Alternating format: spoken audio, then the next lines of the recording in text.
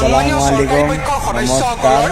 অত্যাধিক শব্দটোৰ বাহিৰে আন একো শব্দৰ মাজতে সাদৃশ্যতা দেখিবলৈ পোৱা নগ'ল। মানে অধ্যক্ষ মহোদয়, আজি সদনত উত্থাপন কৰা বিধেয়কখনৰ অত্যাধিক শব্দটো এইবাবে উল্লেখ কৰা হৈছে কিয়নো কল্যাণমূলক আঁচনিৰ মূল লক্ষ্যই হৈছে দীৰ্ঘম্যাদী উন্নয়ন সাধন কৰা। অৰ্থাৎ মাননীয় অধ্যক্ষ মহোদয়, কল্যাণমূলক আঁচনিয়ে পৰ্যায়ক্ৰমে কোনো এটা সমস্যাৰ সমাধান কৰে আৰু এই পৰ্যায়ক্ৰমে সমাধান কৰা অৰ্থাৎ দীৰ্ঘ উন্নয়নৰ দীৰ্ঘম্যাদী সময়ৰ ধাৰণাটো বুজাবৰ কাৰণেহে আজি সদনত অত্যাধিক শব্দটো ব্যৱহাৰ কৰা হৈছে। মাননীয় অধ্যক্ষ মহোদয়, ইয়াৰ উপৰিও আজি সন্মানীয় চৰকাৰী পক্ষৰ এগৰাকী সদস্যই অত্যাধিক কল্যাণমূলক আঁচনি আৰু হিতাধিকাৰী আঁচনিৰ মাজত এটা সম্পৰ্ক থকা বুলি কৈ থৈ গ'ল।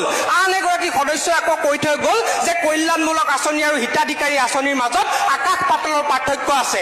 অৰ্থাৎ তেওঁলোক নিজেই স্পষ্ট নহয় যে কল্যাণমূলক আঁচনি কোনখন আৰু হিতাধিকাৰী আঁচনি কোনখন। তেনে এটা প্ৰেক্ষাপটত তেওঁলোকক উদ্দেশ্যি ক'বলৈ পালে ভাল পাম যে দেখিছা শুনিছা তথাপিও বুজা নাই, ৱাই-ফাই ঠিকে অন আছে কিন্তু ইণ্টাৰনেটহে অহা নাই। নমস্কাৰ মাননীয় অধ্যক্ষ মহোদয় আৰু মহামান্য সদন।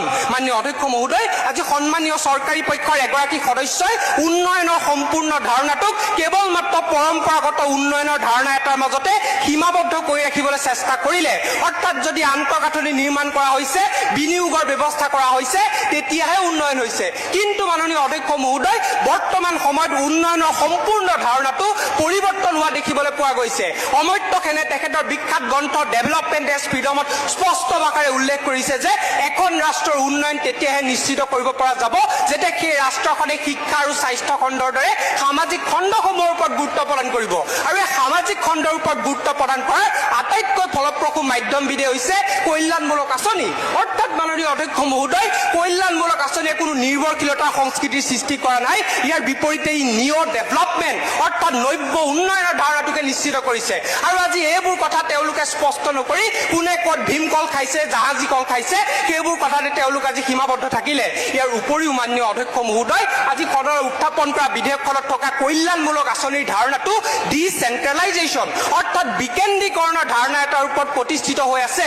অৰ্থাৎ মাননীয় অধ্যক্ষ মহোদয়, যিকোনো এখন কল্যাণমূলক আঁচনিক তেতিয়াহে বাস্তৱ ক্ষেত্ৰত ৰূপায়ণ কৰিব পৰা যাব যেতিয়া সেই কল্যাণমূলক আঁচনিখনক স্থানীয় চৰকাৰ অথবা গাঁও পঞ্চায়তে ৰূপায়ণ কৰিব।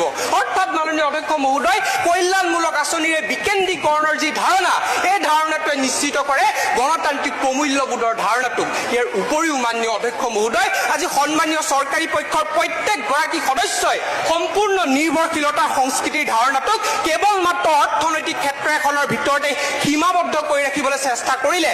অৰ্থাৎ এগৰাকী ব্যক্তি যদি নিৰ্ভৰশীল হৈছে তেন্তে তেওঁ টকাৰ বাবেই নিৰ্ভৰশীল হৈছে।